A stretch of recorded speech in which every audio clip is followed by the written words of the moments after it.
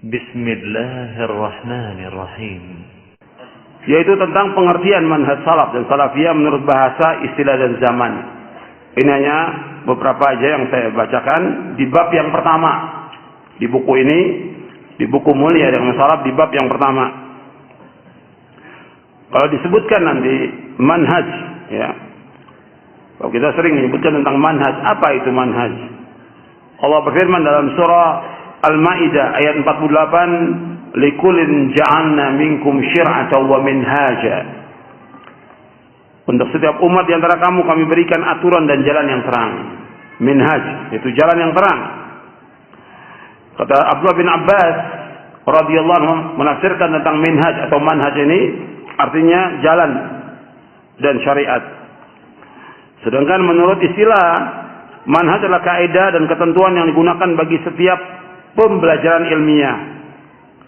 Seperti dalam kaidah bahasa Arab atau usul fikih, usul tafsir, dan yang itu namanya manhaj. Manhaj adalah artinya adalah jalan atau metode. Dan manhaj yang benar adalah jalan hidup yang lurus dan terang dalam beragama menurut pemahaman para sahabat. Saya ulangi. Manhaj adalah jalan atau metode. Dan manhaj yang benar adalah jalan hidup yang lurus dan terang dalam beragama menurut pemahaman para sahabat. Jadi manhaj salaf ini jalan hidup yang jelas dan terang. Maka dalam kita beragama, manhaj ini jelas, terang. Semua diterangkan dengan dalil. Enggak ada yang tersembunyi. Tidak ada yang membingungkan. Tapi kalau dalam firqah sesat, itu mesti ada yang membingungkan. Mesti ada yang paradoks, yang tanakudat, yang saling bertentangan. Tapi kalau manhaj ini tidak. Jelas, terang, gamblang, lurus. Jelas manhaj ini. Kemudian pengertian tentang salaf menurut istilah disebutkan, kita melihat di poin C di halaman 15. Jadi salaf adalah sifat yang khusus dimutlakkan kepada para sahabat. Ketika disebutkan salaf, maka yang dimaksud pertama kali adalah para sahabat. Adapun selain mereka ikut serta dalam makna salaf ini, yaitu orang-orang yang mengikuti mereka. Artinya bila mereka mengikuti para sahabat, maka disebut salafiyin, yaitu orang-orang yang mengikuti salafus saleh. Allah SWT berfirman dalam surah At-Taubah, surah Al-Bara'ah ayat 100, "Was-sabiqun al-awwalun minal muhajirin wal ansar walladzina ittaba'uuhum bi ihsanin radhiyallahu anhum wa radu an وَعَدَ لَهُمْ جَنَّاتٍ تَجْرِي تَحْتَ الْأَنْهَارُ خَالِدِينَ فِيهَا أَبَدًا ذَلِكَ الْفَوْزُ الْعَظِيمُ." Orang-orang yang terdahulu, lagi yang pertama masuk Islam dari golongan muhajirin dan ansar, dan orang-orang mengikuti mereka dengan baik. Allah ridha kepada mereka dan mereka pun ridha kepada Allah. Allah menyediakan bagi mereka surga-surga yang mengalir di bawahnya sungai-sungai. Mereka kekal dalamnya selama-lamanya. Itulah kemenangan yang besar. Allah menyebutkan dalam ayat ini, yang pertama kali adalah orang-orang muhajirin dan ansar radhiyallahu anhum ajma'in. Mereka adalah orang-orang yang diridhai oleh Allah SWT. Kemudian orang-orang yang mengikuti mereka dengan baik. Yang mengikuti mereka dengan baik dari mulai zaman tabi'in, tabi'ut tabi'in, sampai pada hari kiamat. Kalau kita mengikuti mereka para sahabat radhiyallahu ajma'in dengan baik, kita mengikuti mereka dengan ilmu dan amal, maka kita termasuk orang-orang yang diridhoi oleh Allah. Makanya mencari karena Allah itu wajib. Maka mengikuti manhaj salaf ini juga wajib. Karena kita ingin mendapatkan keridhaan Allah dan kita semua ingin masuk surga. Jalannya harus mengikuti mereka. Karena Allah yang berfirman demikian, walladzina tabauhum biihsanin radhiyallahu anhum wa radu an wa 'adda lahum jannatin tajri tahta al-anharu khalidina fiha abada dzalikal fawzul 'adzim. Allah menyebutkan orang-orang yang mengikuti mereka. Mengikuti siapa? Mengikuti siapa? Mengikuti Muhajirin Ansar.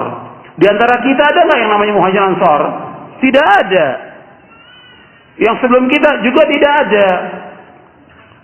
Di zamannya Imam Syafi'i nggak ada. Sebelumnya juga nggak ada. Yang ada yang Muhajirin Ansar yaitu para sahabat. Muhajirin adalah orang-orang yang hijrah dari Mekah ke Madinah. Yang pertama kali Islam, kemudian Ansar adalah orang-orang yang di Madinah, yang mereka beriman kepada Rasulullah sallallahu alaihi wa ala alihi wasallam. Mereka beriman dengan keimanan yang benar. Mereka meyakini Allah, Rasulnya, kitab-kitabnya, malaikat-malaikatnya. Mereka mengimani tentang al-qada wal qadar. Mereka mengimani tentang yaumul akhir dengan keyakinan yang benar. Dan semua yang gaib mereka imani. Kemudian mereka mengamalkan. Maka mereka adalah orang-orang yang diredhoi oleh Allah SWT. Mereka pendukung-pendukung agama ini. Membela Rasulullah SAW, membela agama Islam. Mereka berjihad untuk membela agama Islam ini. Maka orang yang mengikuti mereka bukan sekedar nama, bukan, tapi betul-betul mereka mengimani sebagaimana yang diimani sahabat. Allah menyebutkan dalam surah Al-Baqarah, fa in amanu bimithli ma amantum bihi faqad tadaw. Fa in amanu bimithli ma amantum bihi faqad tadaw. Seandainya mereka beriman sebagaimana kamu beriman para sahabat, mereka mendapatkan apa? Petunjuk. Maka kita harus berusaha beriman sebagaimana berimannya para sahabat radhiyallahu anhum ajma'in. Mengimani tentang arkanul iman yang 6, arkanul Islam yang 5, dan juga yang lainnya dari perkara-perkara yang gaib dan juga yang pasti yang Allah dan Rasulnya telah tetapkan kita wajib imani. Maka di sini mereka mengikuti dengan baik, mengikuti dalam iman, mengikuti tentang Islam, mengikuti tentang hal-hal yang semua yang dilakukan oleh para sahabat radhiyallahu anhum. Allah akan redha dan Allah jamin mereka dengan surga. Makanya para sahabat dijamin oleh Allah semuanya dengan surga. Kemudian di dalam Sahih Bukhari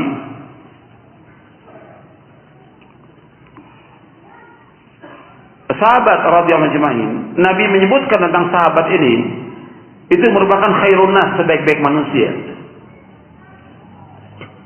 Untuk melihat hadisnya yang mutawatir hadis ini, Nabi bersabda khairun nas qarni tsumma alladziina yalunahum tsumma alladziina lahum. Sebaik-baik manusia pada masaku. Kemudian yang sudahnya, kemudian yang sudahnya. Hadis ini sahih riwayat Bukhari Muslim dari sahabat Abdullah bin Mas'ud dan juga sahabat yang lain. Hadis mutawatir. Jadi para sahabat dikatakan oleh Nabi khairun nas, sebaik-baik manusia. Sebaik-baik manusia tentang akidahnya, tentang manhajnya, tentang ilmunya, tentang pemahamannya, tentang akhlaknya, tentang dakwahnya, tentang jihadnya, dan semuanya. Para sahabat adalah merupakan khairun nas, sebaik-baik manusia. Maka Allah menyebutkan dalam Al-Quran pertama kali ketika ayat turun kitabnya kepada sahabat dalam surah Ali Imran ayat 110, kuntum khaira ummatin ukhrijat lin-nasi ta'muruna bil ma'ruf wa tanhauna 'anil munkar wa tu'minuna billah. Kalian adalah sebaik-baik umat yang dikeluarkan di tengah-tengah manusia, menyuruh yang ma'ruf, mencegah yang mungkar, dan beriman kepada Allah. Ketika disebutkan kuntum, kalian sebagai pertama kali para sahabat radhiyallahu anhum ajma'in. Jadi kalau umat ini, umat Islam ingin menjadi sebaik-baik umat, dia wajib mengikuti jejak para sahabat radhiyallahu anhum ajma'in. Kemudian di dalam Sahih Bukhari dikatakan oleh Rashid bin Sa'ad, kana salaf yastahibbun al-hula li'annaha ajra wa ajsar. Salaf itu suka kepada kuda jantan karena mereka lebih cepat dan lebih berani. Ini dalam Sahih Bukhari. Dijelaskan oleh Al-Hafidz Ibnu Hajar Asqalani rahimahullah Kata beliau, perkataan salaf dari perkataan Rashid bin Sa'ad ini maksudnya dari kalangan para sahabat dan orang-orang setelah mereka. Karena Rashid bin Sa'ad rahimahullah seorang tabi'in, ketika dia mengatakan kana salaf, yang dimaksud adalah para sahabat. Jadi istilah salaf itu sudah ada dan dipakai oleh para tabi'in. Ketika dia ucapkan salaf, yang dimaksud siapa? Para sahabat. Bahkan salah pun diucapkan oleh Rasulullah sallallahu alaihi wasallam kepada anaknya Fatimah, "Ni'mas salafu ana laki." Sebaik-baik salaf untuk kamu adalah aku, kata Rasulullah. Hadis sahih riwayat Muslim. Jadi istilah salaf sudah diucapkan oleh Rasulullah sallallahu alaihi wa ala alihi wasallam. Kemudian Al-Imam Al-Auza'i rahimahullah yang wafat tahun 157 Hijriah. Beliau seorang imam Ahlussunnah dari Syam. Beliau berkata, "Isbir nafsaka 'ala sunnati wa qif haitsu waqafa al-qaumu wa qul bima qalu wa kuf 'amma kuffu 'an wasluk sabila salafika salih fa innahu yas'uka ma wasi'ahum." Untuk melihat di halaman 17, kata Imam Al-Auza'i, bersabarlah dirimu di atas sunnah. Tetaplah tegak sebagaimana para sahabat tegak di atasnya. Katakanlah sebagaimana mereka katakan, tahanlah dirimu dari apa yang mereka menahan diri darinya. Ikutilah jalan salafus saleh, karena akan mencukupi apa saja yang mencukupi mereka.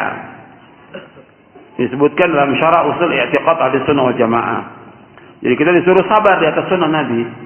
Jadi ketika kita melaksanakan sunnah harus sabar. Semua yang kita laksanakan harus sabar. Sabar terhadap celaan orang, cemoohan orang, caci makian, fitnah, dan segala macam sabar di atas sunnah Nabi sallallahu alaihi wasallam. Dan kita berhenti, artinya tegak, tetap tegak maksudnya sebagaimana para sahabat tegak di atasnya, di atas sunnah itu.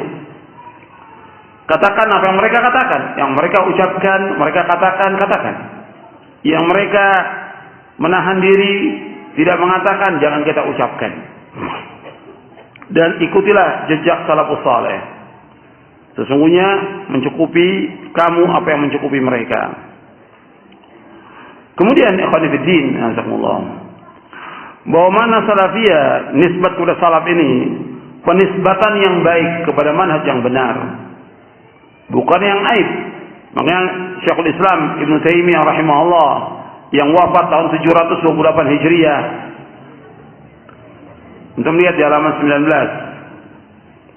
kata beliau, la aiba ala man azhara mazhab as-salaf wa intasaba ilaihi wa i'taza ilaihi, bal yajibu qabulu dhalika minhu bil ittifaq, fa inna mazhab as-salaf la yakunu illa haqqan.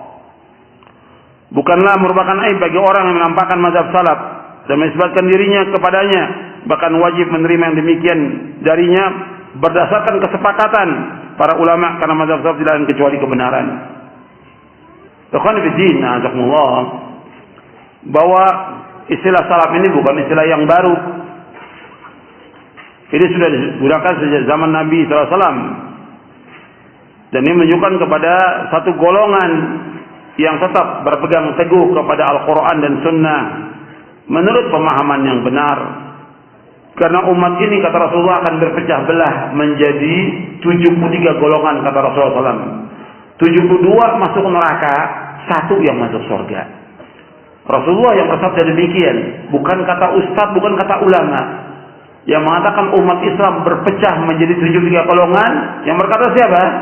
Rasulullah SAW. Antum melihat hadisnya di halaman 20. Ala inna man qablakum min ahlil kitabi iftaraqu ala 72 millah wa inna hadhihi al-millah sataftariqu ala 73 72 fil nar wa wahidatun fil jannah wa hiya al-jamaah. Kata Rasulullah SAW, ketahuilah sesungguhnya orang-orang sebelum kalian dari kalangan Alkitab telah berpecah belah menjadi 72 golongan. Sesungguhnya umat Islam akan berpecah menjadi 73 golongan. 72 golongan tempatnya di neraka, dan hanya 1 golongan di dalam surga, yaitu al-jamaah. Hadis ini sahih. Diriwayatkan oleh Imam Abu Daud, Ahmad, Al-Hakim, Ad-Darimi, Al-Ajuri dalam kitabnya Syariah dan yang lainnya. Hadis ini sahih. Dan disahihkan oleh para ulama di hadis. Kemudian di dalam riwayat yang lain, riwayat Tirmizi dan juga Al-Hakim, Nabi bersabda, "Kulluhum finnar illa wahida. Kulluhum finnar illa millatan wahida. Ma ana alaihi wa ashabi." Semuanya itu masuk neraka. Dari umat Islam ini 73, 72 kata Nabi semuanya masuk neraka. Satu yang masuk surga. Ma ana alaihi wa ashabi. Orang-orang yang mengikuti aku dan para sahabatku. Ini sabda Rasulullah SAW. Dan hadis ini hasan. Hadis ini hasan. Diriwayatkan oleh Tirmizi, Al-Hakim dari sahabat Abdullah bin Amr. Jadi Nabi menyebutkan bahwa yang masuk surga yaitu satu golongan, yaitu orang-orang yang mengikuti Rasulullah SAW dan para sahabatnya radhiyallahu anhum ajma'in. Dan kita ketika mendakwakan dakwah salaf ini, kita ingin masuk surga. Ketika kita mengkaji tentang Al-Quran wa Sunnah ala fahmi salaf, kita ingin masuk surga. Ketika kita mengajak orang agar mereka mengikuti dakwah yang hak ini, pemahaman yang hak ini, manhaj yang hak ini, kita ingin mengajak mereka ke surga. Enggak ada yang lain tujuannya. Makanya itu yang selalu kita dakwakan agar umat ini memahami pemahaman yang benar. Pada hakikatnya salaf itu merupakan Islam itu sendiri. Kenapa harus disebutkan salaf? Ya, karena banyaknya umat yang berfirqah-firqah. Di zaman Nabi nggak perlu dengan nama ini, cukup dengan muslimin. Karena belum ada perpecahan. Tapi setelah ada perpecahan, karena banyak golongan menisbatkan kepada Islam ini. Syiah menisbatkan kepada Islam, Khawarij menisbatkan kepada Islam, Mu'tazilah, Jahmiyah, dan yang lain firqah-firqah yang besar. Puluhan firqah. Maka masih ada golongan yang selamat yang beda dengan mereka dalam akidahnya, dalam manhajnya, dalam beribadah, dalam dakwah dan yang lainnya. Yang masih ada perbedaan. Yaitu mana salaf ini. Dan ini sudah didakwakan oleh para sahabat, para tabi'in, tabi'ut tabi'in, dan ditulis oleh para ulama ahli hadis. Ditulis oleh mereka kitab-kitab yang menjelaskan tentang wajibnya berpegang kepada manhaj ini. Hatta para masyayikh juga ketika ditanya tentang manhaj yang benar, apa itu salafi, mereka jawab, yaitu orang-orang yang mengikuti Rasulullah SAW dan para sahabatnya. Seperti umpamanya disebutkan kepada Syekh Muhammad bin Shalih Al-Utsaimin. Adapun ulama sebelumnya sudah nulis, seperti Imam As-Sabuni. Imam As-Sabuni ini nulis kitab namanya Aqidatus Salaf Ashabil Hadis. Aqidatus Salaf Ashabil Hadis. Imam Muhammad bin Ali As-Sabuni, Imam Abu Utsman As-Sabuni, Imam Abu Utsman As-Sabuni. Ini wafat tahun 449 Hijriah. Berarti abad kelima. Itu nulis kitab Aqidatus Salaf Ashabil Hadis. Sebelumnya beliau juga sudah ada banyak yang nulis tentang itu. Berarti ini mata rantainya terus sampai kepada sahabat. Bukan perkataan orang, bukan manhaj yang baru, bukan pemahaman yang baru. Kitab-kitab yang ditulis oleh imam-imam menjelaskan tentang manhaj ini. Syekh Muhammad bin Shalih Al-Utsaimin ketika ditanya, rahimahullah, beliau mengatakan bahwa Ahlussunnah wal Jamaah adalah orang yang mengikuti para salaf. Bahkan orang yang belakangan sampai hari kiamat, jika ia berada di atas jalan Nabi SAW dan para sahabatnya, maka ia adalah salafi. Di halaman 23. Di halaman 23. Begitu juga Al-Lajnah Daimah yang dipimpin oleh Syekh Abdul Aziz bin Abdullah bin Baz rahimahullah, ketika ditanya tentang salafiyah, bagaimana pendapat beliau tentang salafiyah, beliau jawab bahwa salafiyah adalah penisbatan kepada salaf. Sedangkan salaf adalah para sahabat Rasulullah SAW dan para imam pembawa petunjuk pada masa 3 kurun pertama. Semoga Allah meridhai mereka. Kemudian dibawakan dalil khairun nasi qarni. Sedangkan salafiyin adalah bentuk jamak dari salafi, sebuah nisbat kepada salaf, dan maknanya telah dijelaskan. Mereka adalah orang-orang yang berjalan di atas manhaj salaf dalam mengikuti Alkitab, Al-Quran dan As-Sunnah mendakwakan keduanya dan mengamalkan keduanya, maka dengan hal itu mereka adalah Ahlus Sunnah wal Jamaah. Wabillahi taufik. Begitu juga Syekh Shalih Fauzan dan yang lainnya tentang ini.